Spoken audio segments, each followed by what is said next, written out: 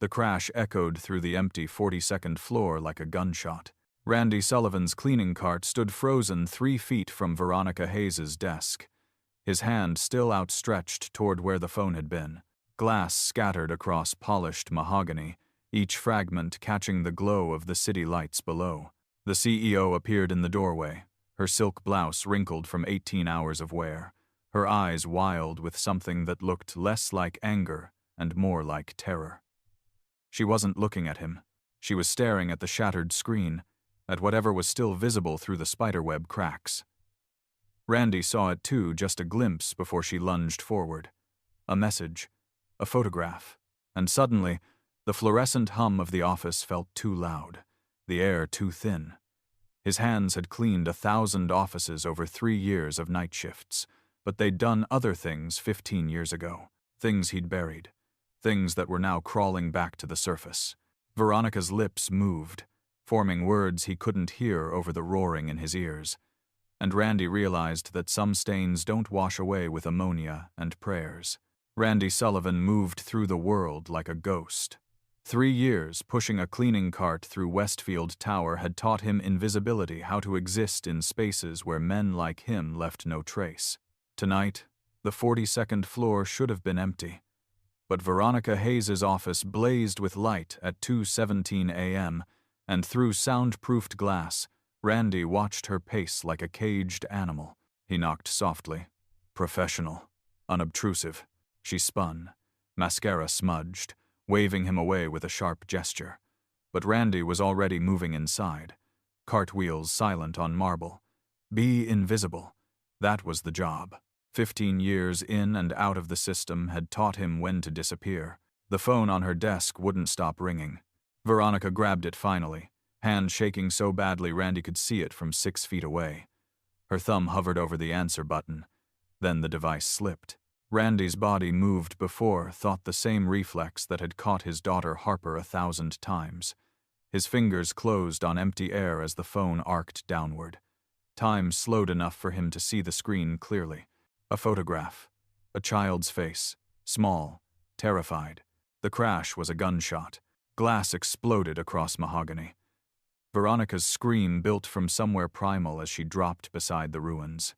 The screen flickered but held cracked, glowing with that terrible image and text beneath. $2 million. 24 hours. No police or the boy dies. Randy's vision tunneled. Those words. That format. He knew this playbook. 15 years ago, his cousin Marcus had taught it to him in the back of a Detroit van. 24 to 48 hours. Long enough they believe you're serious. Short enough they can't organize. And always tell them no cops. Please. Veronica's voice cracked. That's my son. I need to. When did they take him? Randy heard himself ask. She blinked. What? Your son. When? This afternoon. Soccer practice. First call at 5:30. Her fingers scrabbled at the dead screen. They said midnight for proof of life. That was it. Now I can't see instructions. Can't call back. Randy's hands moved automatically, prying open the case with his keys. The SIM card popped free, undamaged. Do you have another device? Same carrier? They said this phone only. Said they're watching. Standard intimidation. Randy knew every trick. If you don't get their next message, they'll think you called police. Your son becomes a liability then. How do you know that? The confession tasted like ash. Because I used to work for them. 15 years ago. I did 4 years in Stateville for my part. He met her eyes. I know their methods. Their timeline. If you don't get that next message, your son is already dead. Silence stretched. Then Veronica's hand shot out, gripping his wrist hard enough to bruise. Can you get him back? Randy thought of Harper at 3 years old, visiting him in prison, crying when their time was up. The promise he'd made. Never again be the reason someone's child cries themselves to sleep. I can try, but the broken phone changes everything. We have maybe 12 hours instead of 24. What do you need? Everything about the calls. Your son's schedule. Anyone watching him? He held up the SIM card. And a working phone to keep their communication open. Veronica was already moving, grabbing jacket and briefcase. The transformation was instant, terrified mother to executive armor. My car. Now. In the parking garage, her Mercedes trunk revealed a safe. Burner phone, cash, handgun. Randy shook his head at the weapon. Show up armed. He's dead before we clear the door. She left it. The SIM card clicked into the new device. Messages flooded in 3 increasingly threatening texts. The last chance, Mom, with video attachment. Veronica's thumb moved toward play. Randy caught her wrist. You sure? He's my son. I have to know he's alive. The 10-second video showed a terrified boy in concrete walls, voice small and shaking. Veronica played it twice more, like she could reach through pixels and pull Christopher out. He's alive, Randy said quietly. They're keeping him scared but healthy. Textbook. He took the phone. Now we respond. Show compliance without desperation. He dictated the message.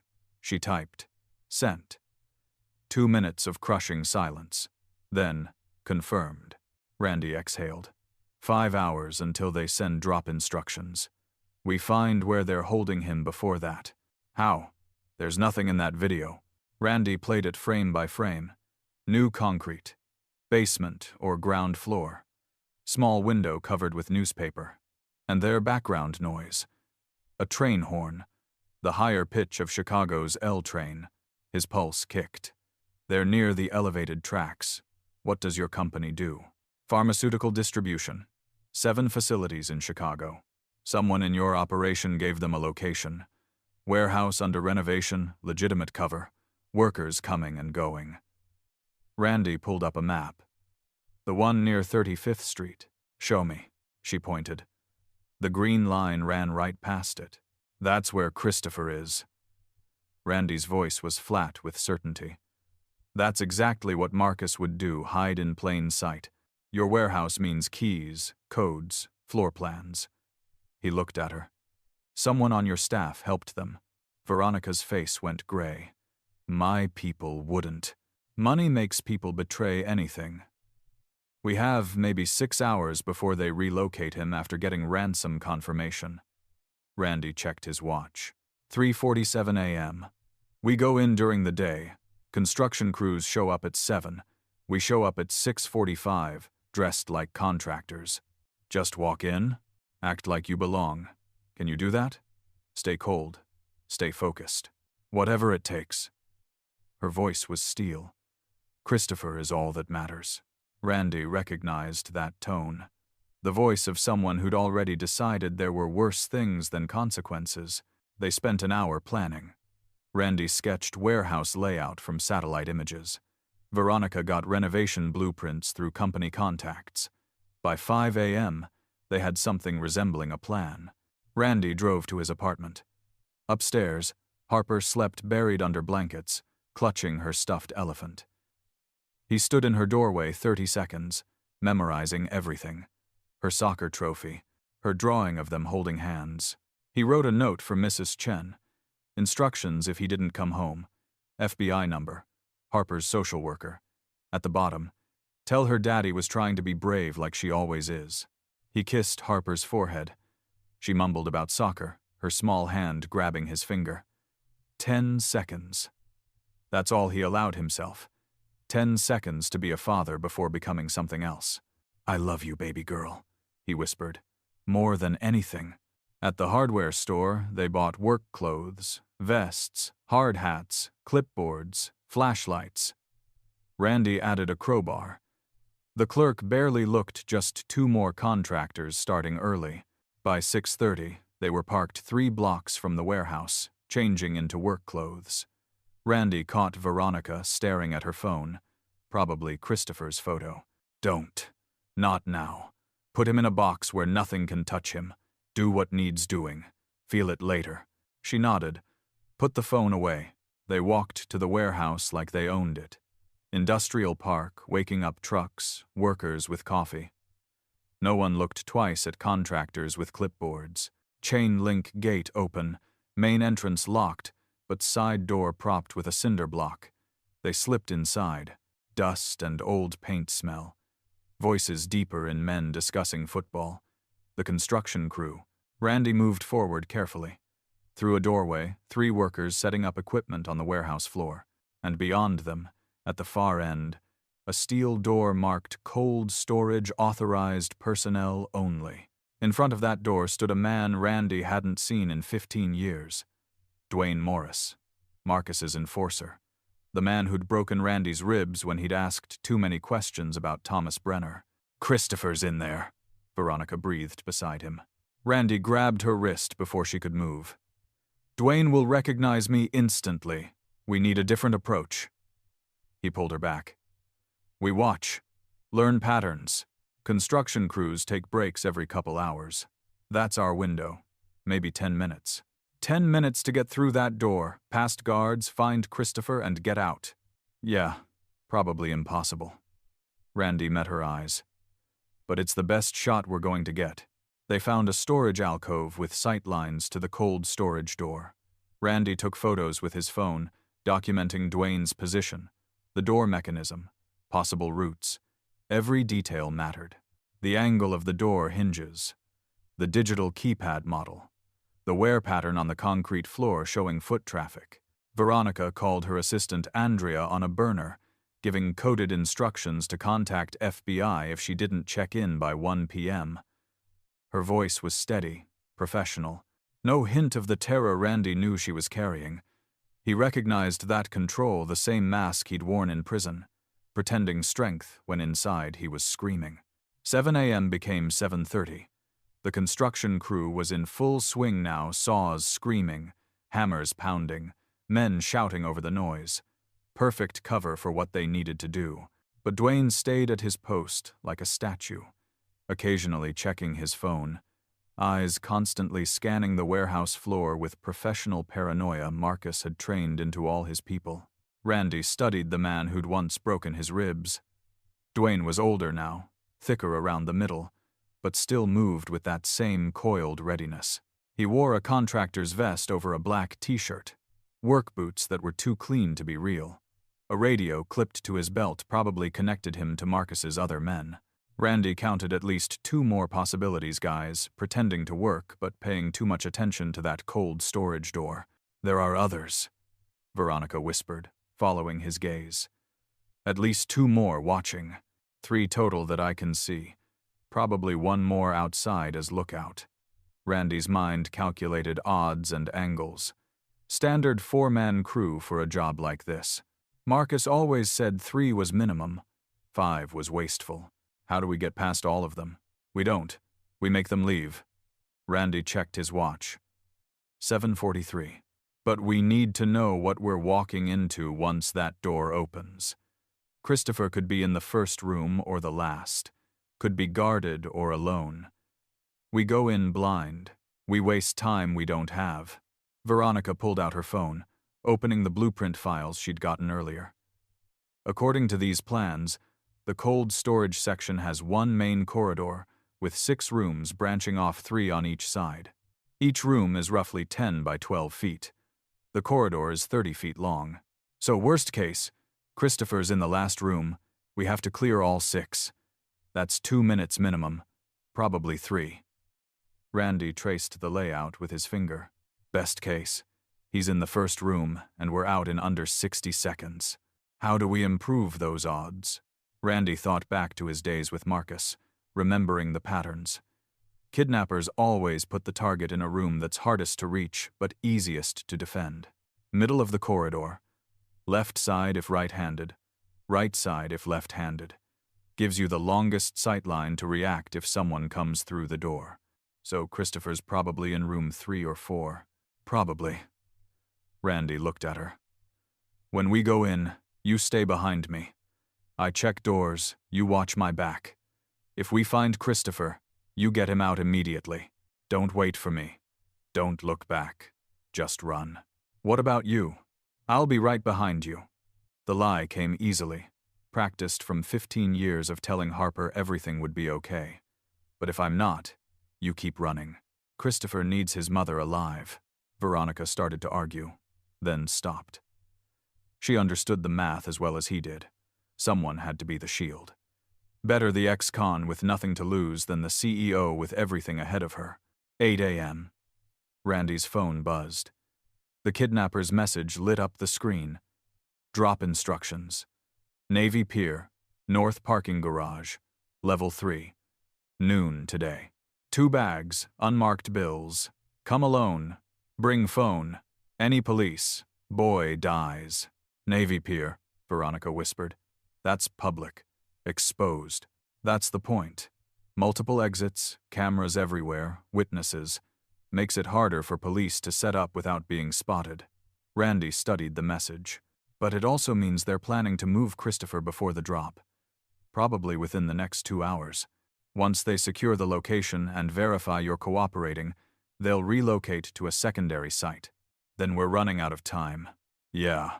Randy checked his watch. Construction crew usually breaks at 9. That's 30 minutes.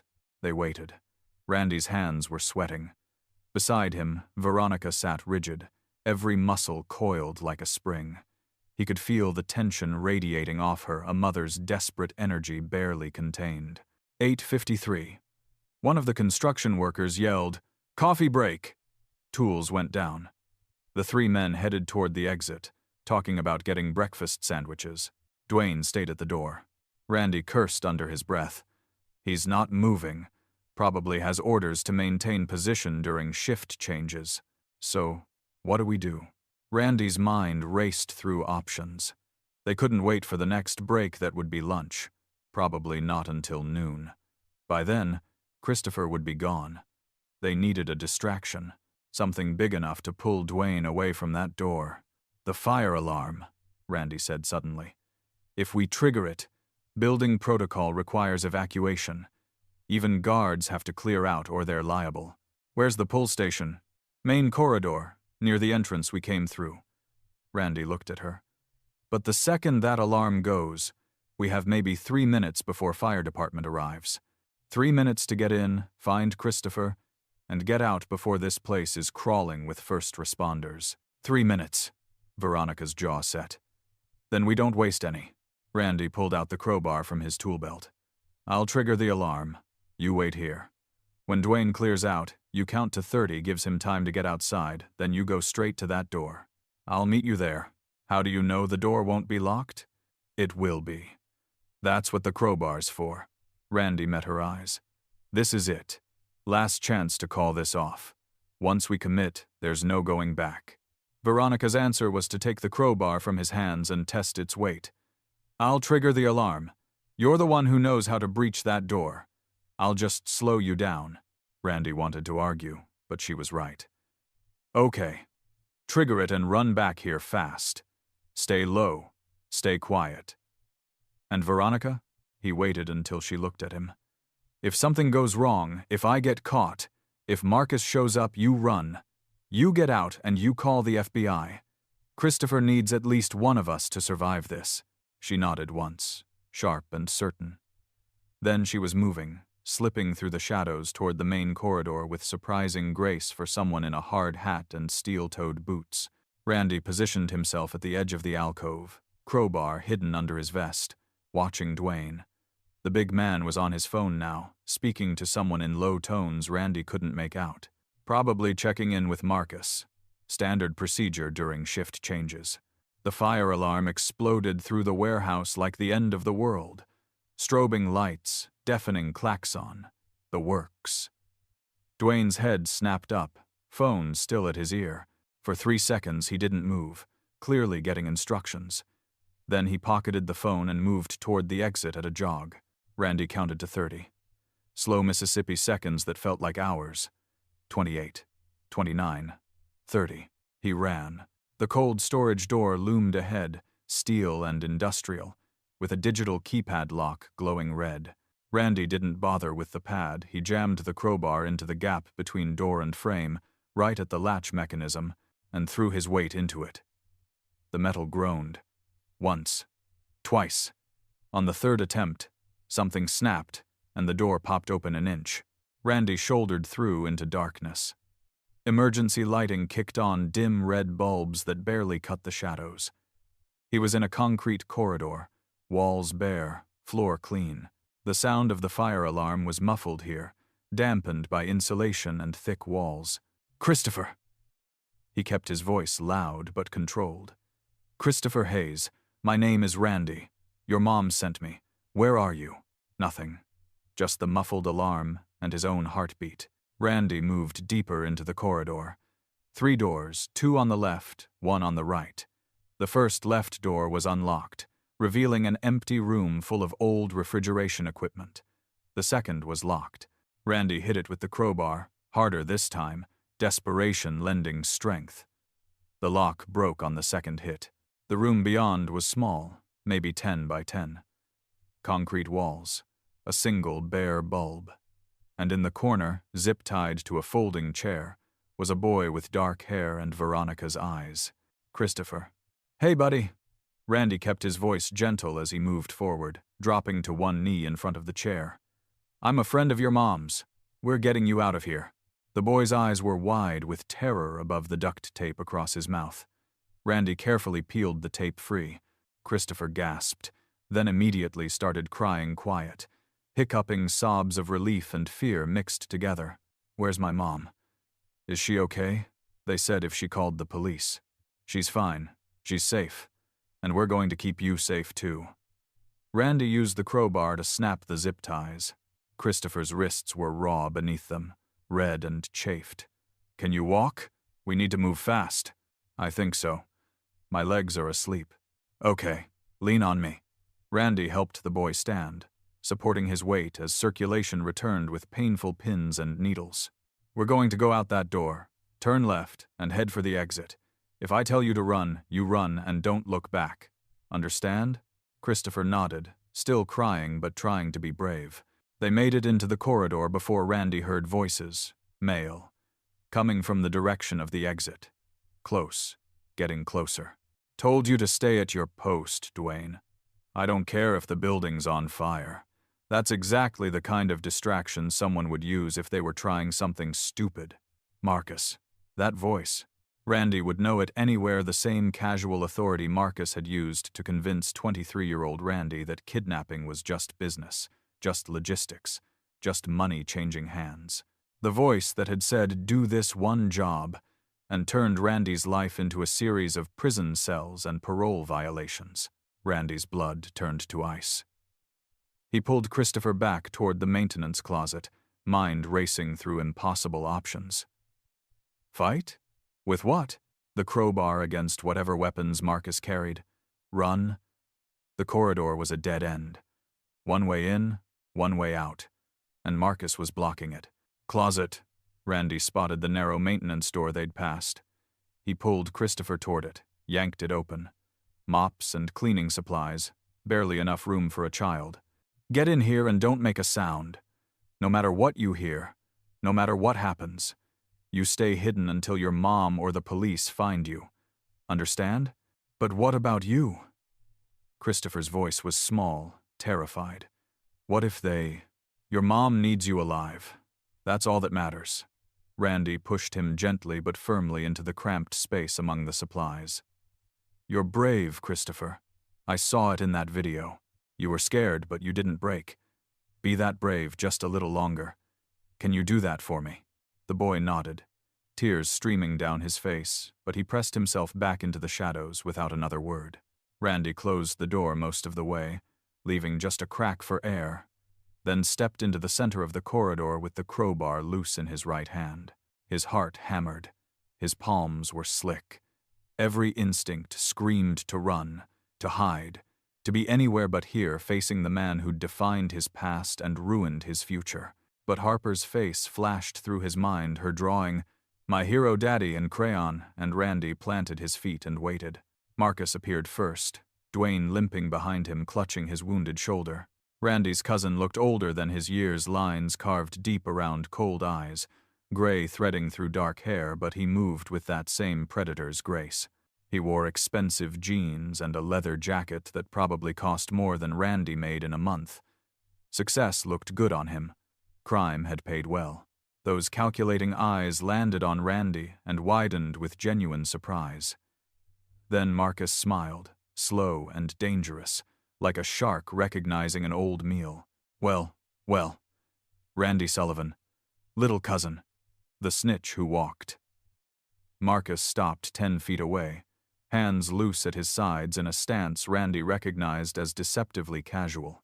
I heard you were working as a janitor these days, cleaning toilets and emptying trash. Didn't realize you'd gotten quite this literal about cleaning up messes. Randy said nothing. Let Marcus talk. That had always been his weakness ego that needed an audience. You know, when I planned this job, I never thought about you. Just pure coincidence that the target worked in a building where you push a mop. Small world, right? Or maybe... Marcus tilted his head, smile widening. Maybe it's fate. The universe giving us a chance to settle old business. Where's the boy, Marcus? You mean the insurance policy currently zip-tied in a room back there? Marcus gestured vaguely behind Randy. Oh, wait. That door's open. You're holding a crowbar. So I guess you already know where he was. Past tense. Which means his smile vanished like it had never existed. You've been busy. Dwayne, check the rooms. Dwayne moved forward, reaching for a weapon under his vest. Randy shifted to block him, crowbar coming up. Don't. Or what? Dwayne's voice was gravelly, pain making it rough. You'll hit me with that crowbar? I've been hit before, Randy, courtesy of you 15 years ago. Those ribs healed crooked, hurt every time it rains. I've been looking forward to returning the favor. You're not fighting your way out of this, cousin. Marcus's voice went flat, all pretense of charm dropping away to reveal something colder underneath. You're one middle-aged ex-con with a crowbar and bad knees. I've got 3 men outside. Dwayne here, who's been waiting 15 years for payback. And... He pulled a phone from his jacket pocket. I've got leverage you can't match. Randy's grip tightened on the crowbar. Kid's got nothing to do with you and me. Kid's got everything to do with business. His mother's company is worth $80 million. She'll pay anything to get him back. That's capitalism, Randy. Supply and demand. Marcus studied his phone screen casually.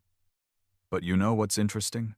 While I was setting this up, I did some research on the janitor staff. Just due diligence. And I found your file. Found out about Harper. The name hit Randy like a fist to the gut. Don't. Harper Sullivan, 8 years old. Lives on Morrison Street with a Mrs. Chen watching her while Daddy works nights. Marcus looked up from the phone, eyes glinting. Cute kid. I saw her picture in your personnel file. She's got your eyes. But better luck with genetics otherwise. You touch Harper. Randy's voice came out strangled. I won't have to touch anyone if you're smart. Marcus pocketed the phone. Here's how this works. You put down that crowbar. You tell me where the boy is. You walk away with a 30-second head start. I'll even let you call that little girl of yours one more time before things get complicated. And if I don't, then I make a phone call. One call to associates I have in Chicago. Harper disappears into the same network that's going to process the Hayes kid. She'll be on a truck to Mexico before you finish bleeding out on this concrete. Marcus's voice was conversational, like he was discussing weather. You know how it works. You helped set up the routes. Remember? You were good at logistics, detail-oriented. Never thought you'd end up on the receiving end of your own planning. Randy's vision narrowed to a pinpoint, the warehouse corridor shrinking to just him and Marcus and the impossible choice between 2 children's lives. Fight and risk Harper becoming a target. Cooperate and Christopher dies. Run and both kids might survive. Or might not, depending on Marcus's mood and business calculations. The math was simple and terrible. Fight, and Christopher might escape, but Harper becomes a target. Run, and both kids might survive. Cooperate, and Randy goes back to Stateville, while Marcus vanishes with Christopher and probably kills him anyway to eliminate witnesses. No good options, just different flavors of failure. Randy thought of Harper's drawing, the one where she'd drawn them holding hands, with "My Hero Daddy" written in crayon across the top. He thought of Thomas Brenner, 21 years old now, probably still waking up from nightmares. He thought of Veronica, somewhere outside, waiting for him to bring her son home. Some debts couldn't be paid with words, only with action. Randy dropped the crowbar, let it clatter on concrete, raised his hands. He's in the maintenance closet behind me, unharmed. You let him go. I'll do whatever you want. Marcus's smile returned. See?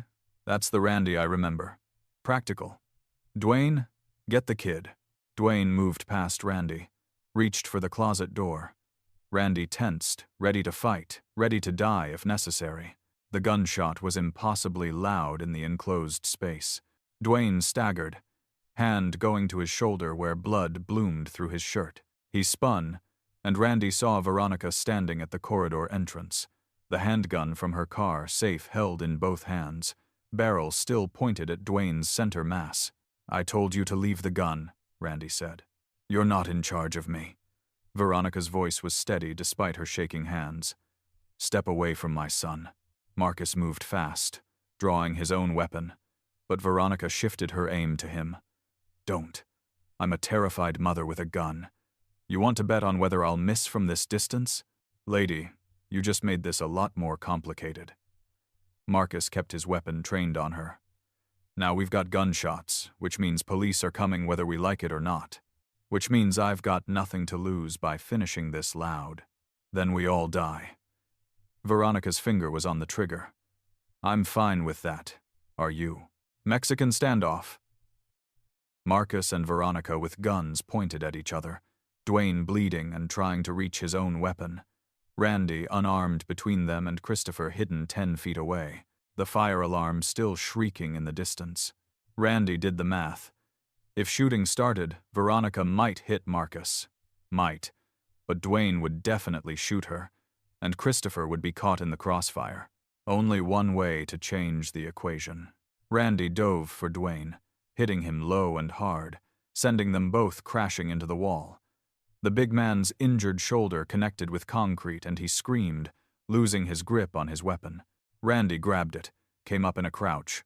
Now armed, now dangerous. But Marcus had used the distraction. His gun was pressed against Veronica's head, his other arm around her throat. Drop it, Randy, or I kill her right now, take the kid and disappear. You want another death on your conscience? Another kid losing a parent? Randy's hand trembled. The weapon felt wrong, foreign. He hadn't held a gun since Stateville, since the day he'd decided violence wasn't who he wanted Harper to know. But Harper wasn't here, and Christopher was.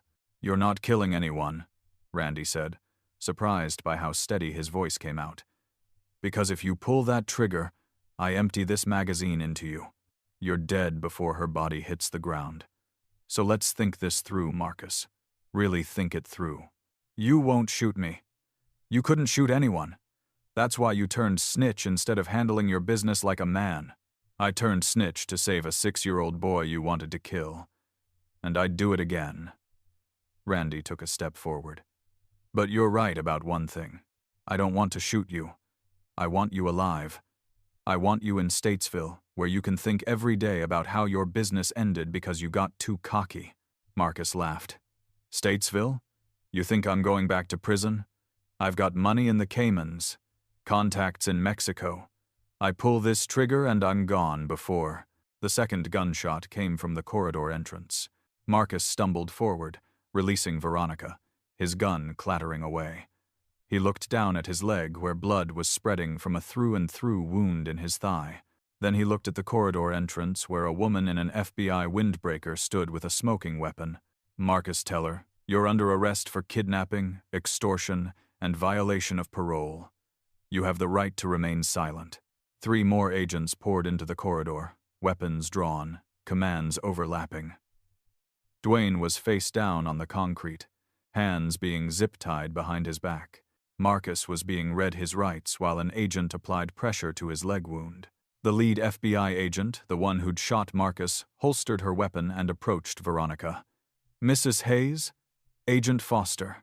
Your assistant Andrea called us with your coded message. We've had Marcus Teller under surveillance for 6 months. When we saw him enter this building, we moved. My son. Veronica's voice finally broke. Randy, Christopher's voice called from inside the maintenance closet. Can I come out now? Randy pulled open the door and Christopher stumbled out, immediately running past him toward his mother. Veronica collapsed to her knees and caught him, holding on like she'd never let go, both of them crying and saying each other's names over and over. Randy watched them for a moment. Then he set Dwayne's weapon on the floor, raised his hands, and waited for the inevitable. Agent Foster approached him carefully. "Randy Sullivan, your parole officer mentioned you might be involved. You know you just violated about 6 different conditions of your release." "I know." Randy kept his hands visible. "But the kid's safe. That's what matters." Foster studied him for a long moment. Then she sighed. "Your cousin just confessed to 3 other kidnappings while we were securing him. Seems to think providing information will reduce his sentence. He mentioned you testified against him 15 years ago. Saved a kid named Thomas Brenner." Randy nodded. "Thomas Brenner became an FBI agent 2 years ago. Works out of our Detroit field office." Foster pulled out her phone, showed Randy a photo. A young man in a suit, confident smile, FBI badge clipped to his belt. "He's been helping us build this case against Marcus. When we heard your name connected to tonight's events, he asked me to pass along a message. He said to tell you thank you, and that some debts can't be repaid, only paid forward." Randy's throat tightened. "He okay?" "Married. 2 kids. Good life." Foster put the phone away. "You're still in violation of parole. I can't change that. But I can testify that you cooperated with federal agents to apprehend a fugitive. That might mean something to the judge." "What about Harper?" "My daughter. If I go back to Statesville, let's deal with one problem at a time." Foster gestured toward the exit. "Right now, we need your statement. All of it. Everything you know about Marcus's operation." Randy glanced at Veronica, still holding Christopher, both of them being checked by paramedics. She looked up, met his eyes across the corridor. Her mouth formed 2 words. "Thank you." Randy nodded. Then he let Agent Foster lead him toward the exit, toward whatever consequences were waiting, and felt lighter than he had in 15 years. Not clean, he'd never be clean, but maybe, finally, balanced. 2 months later, Randy walked out of the courthouse into autumn sunshine. The judge had given him 2 years probation and 1,000 hours community service for parole violation. It could have been worse. It should have been worse, but Agent Foster's testimony, combined with Thomas Brenner's victim impact statement and a letter from Veronica Hayes about Randy's courage in saving Christopher, had swayed the court toward mercy. Harper was waiting on the courthouse steps, Mrs. Chen beside her. His daughter flew into his arms, nearly knocking him over, chattering about school and soccer and how much she'd missed him during the 2 weeks of pre-trial detention. "Mrs. Chen says you're a hero, Daddy. She showed me the news. You saved a boy." "I just did what needed doing, baby girl." "That's what heroes do." Harper pulled back to look at him seriously. "They do what needs doing even when it's scary." Randy blinked back tears. "When did you get so smart?" "I've always been smart. You're just now noticing." She grinned, so much like her mother it hurt. Then her expression turned sly. "Oh, and there's a lady here to see you. The one from the TV." Veronica stood at the base of the courthouse steps, dressed in a business suit but somehow looking more relaxed than Randy had ever seen her. Christopher was beside her in his soccer uniform, holding a soccer ball. "Mr. Sullivan." Veronica extended her hand. "I wanted to thank you properly. Without gunfire and federal agents." Randy shook her hand. "How's Christopher doing?" "Therapy twice a week. Nightmares some nights. But he's strong. He's going to be okay." She smiled at her son. "We both are." Christopher stepped forward, suddenly shy. "I wanted to give you this." He held out the soccer ball. "I know it's just a ball, but I signed it, and I wrote what you told me in that closet, about being brave." Randy took the ball carefully, in black marker, childish handwriting. "Be brave. Run forward. Don't look back. Christopher Hayes." "Thank you, Christopher. I'll keep this forever." The boy nodded, then ran back to his mother's side. Veronica cleared her throat. "I also wanted to offer you a job. My company needs someone to overhaul our security protocols, and I realized I need someone who thinks like a criminal to catch criminals. The pay is better than janitorial work. Day shift, full benefits. Randy stared at her. You want to hire an ex-con with a parole officer? I want to hire the man who saved my son's life. Veronica's voice was firm. Think about it. Call me when you're ready. She pressed a business card into his hand. Then she and Christopher walked toward a waiting car. Randy watched them go, then looked down at the card. Director of Security, 6-figure salary. The kind of opportunity that didn't come to men with his history. Harper tugged his hand. Are you going to take it, Daddy? Randy thought about Thomas Brenner, FBI agent, paying it forward. About Christopher Hayes, alive and playing soccer. About the drawing on Harper's bedroom wall. My hero, Daddy. Yeah, he said finally. Yeah, I think I am. They walked home together through autumn sunshine, Harper chattering about her day, Randy carrying a signed soccer ball and a future he'd never imagined. The stains of his past would always be there. But maybe, finally, they'd stop spreading. Maybe, finally, he'd learned that redemption wasn't about erasing what you'd done. It was about who you chose to become after. Some debts couldn't be paid with time served, only with courage, with sacrifice, with the willingness to run forward instead of looking back. Randy squeezed Harper's hand and kept walking toward home, toward whatever came next, toward a life he'd have to build one day at a time. But for the first time in 15 years, he felt like maybe, just maybe, he deserved the chance to try.